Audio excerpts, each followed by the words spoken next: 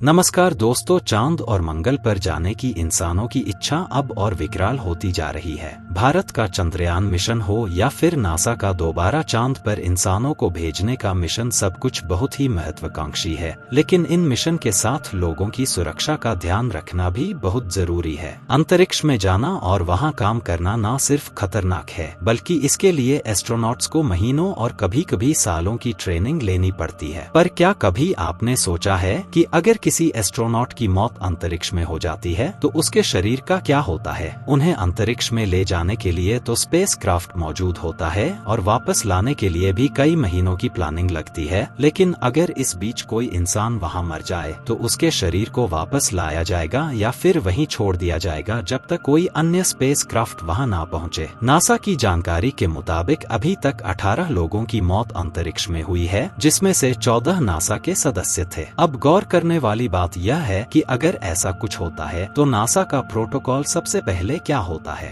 दुनिया मंगल पर कॉलोनी बसाने की प्लानिंग में है और ऐसे में अगर लोग वहां जाते हुए एक्सपायर हो जाते हैं या फिर वहां रहते हुए उनकी मृत्यु हो जाती है तो क्या होगा? कुछ नहीं, जी हाँ, आपको ये जानकर थोड़ा अजीब लगेगा, लेकिन नासा के पास ऐसा कोई खास प्लान नहीं है जिससे स्पेस में मौजूद एस्ट्रोनॉट की डेड बॉडी को प्रिजर्व किया जा सके या फिर उसे वापस लाया जा सके। हमें ये पता है कि एस्ट्रोनॉट को उसी तरह से स्पेस में छोड़ा नहीं जा सकता, लेकिन वापस लाने का कितना ऑप्शन होता है? अभी तक ऐसे मामले सामने आए हैं जहां स्पेस में जाते समय या वापसी के समय क्रू के सभी लोगों की मौत हो गई है। ऐसे समय में उनकी बॉडी को प्रिजर्व करने का कोई ऑप्शन ही नहीं रहा है। लेकिन अगर किसी की मौत स्पेस मिशन के दौरान हो जाए तो क्या किया जाए? अमेरिकी वेबसाइट पॉपुलर साइंस ने एक रिपोर्ट में इसका जिक्र किया है। उन्होंने पूर्व एस्ट्रोनॉट कमांडर हैडफील्ड से बात कर इस बारे में जानने की कोशिश की है। इसके अलावा उन्होंने हैडफील्ड की किताब an astronaut's guide to life का भी जिक्र किया है।